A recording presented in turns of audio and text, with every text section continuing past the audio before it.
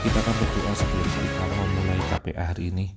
Tuhan Yesus, kami akan memulai firman Tuhan di KPA tanggal 8 Juli 2020 ini.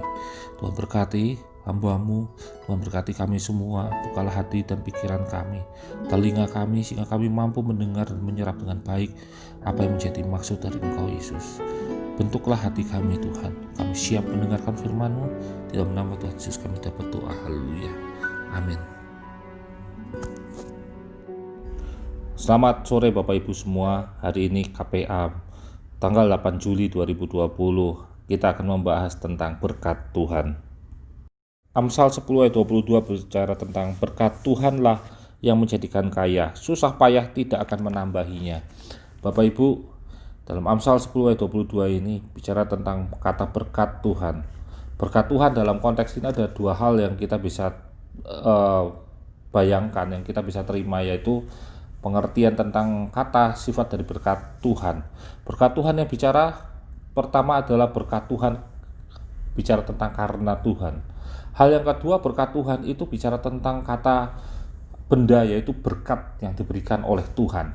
Nah, firman Tuhan ini menyatakan satu hal yang penting, satu hal yang keras, bahkan satu hal yang sudah menstempel satu tindakan kita, yaitu bahwa ketika kita bekerja, bukan karena kita bekerja dengan keras saja kita menghasilkan, tapi apa yang kita kerjakan itu menghasilkan karena Tuhan.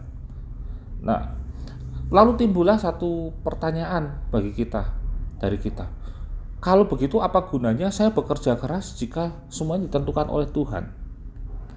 Untuk apa saya bekerja dengan berusaha sungguh-sungguh, saya mempersiapkan sungguh-sungguh, saya melakukan sesungguh-sungguh, tapi yang terjadi adalah Tuhan yang menentukan semuanya.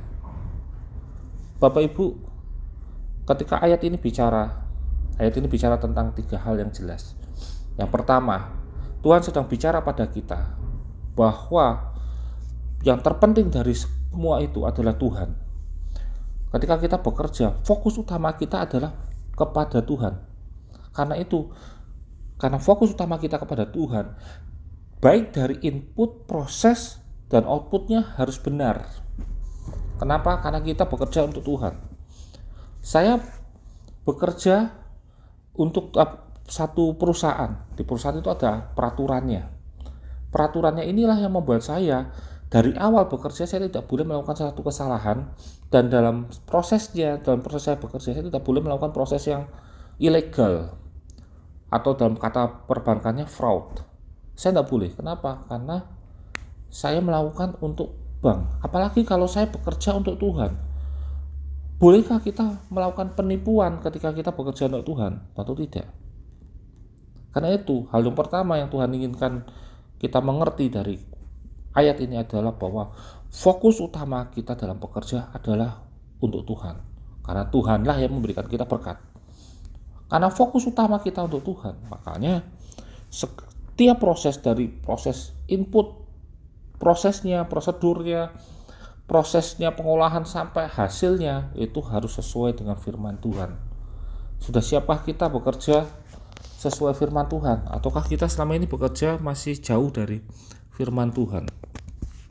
Yang kedua, Tuhan bicara tentang bahwa ketika kita bekerja itu bukan karena kita. Karena itu jangan bermegah atas pekerjaan kita. Janganlah sombong. Ketika orang bekerja dan sombong dengan apa yang dia dapatkan, yang dia lakukan kemudian adalah dia lupa terhadap Tuhan. Ketika dia lupa terhadap Tuhan, hal yang pertama itu kita akan lakukan. Mulailah kita bekerja untuk mamon. Mulailah kita bekerja untuk uang. Ketika uang itu kita kejar, kita mulai mendewakan uang itu.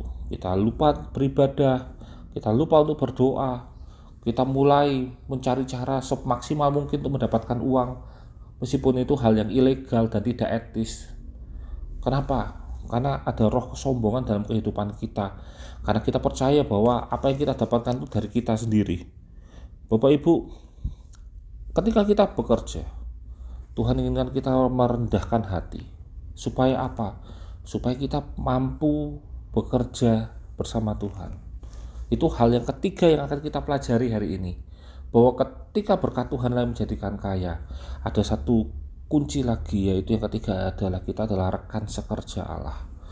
Rekan sekerja Allah inilah yang menjadi kunci utama keberhasilan kita.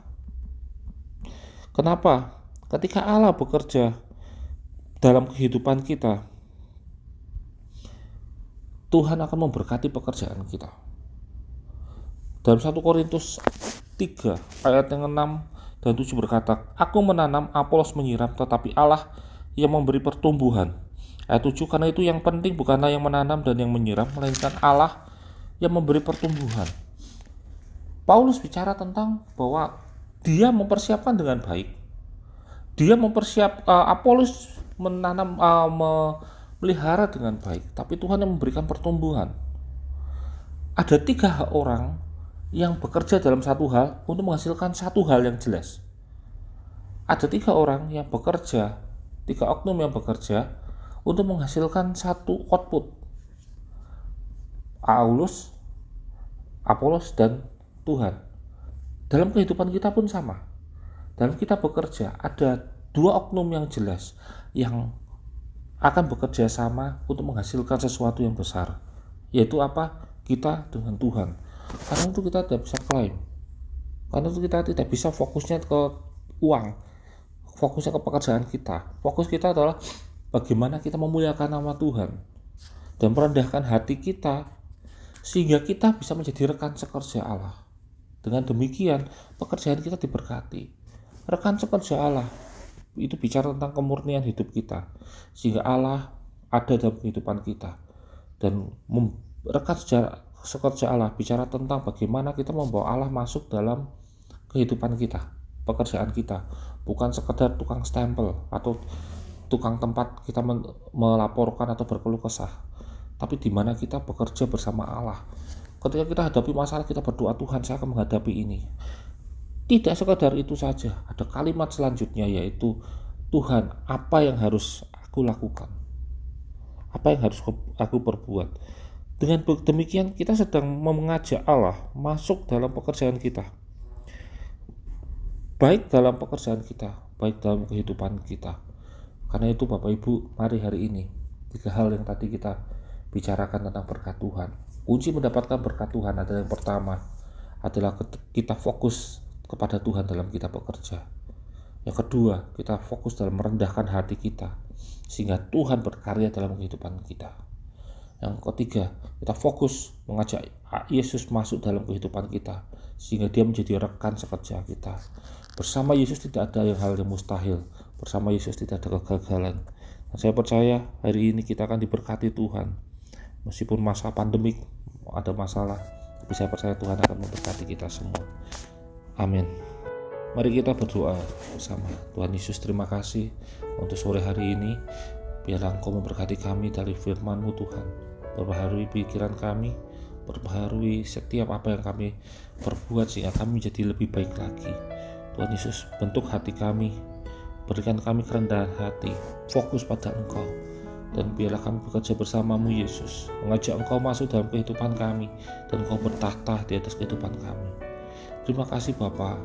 Hari ini Tuhan kami mau berdoa untuk kami yang sedang mengalami sakit. Tuhan sembuhkan, Tuhan jamah di dalam nama Yesus.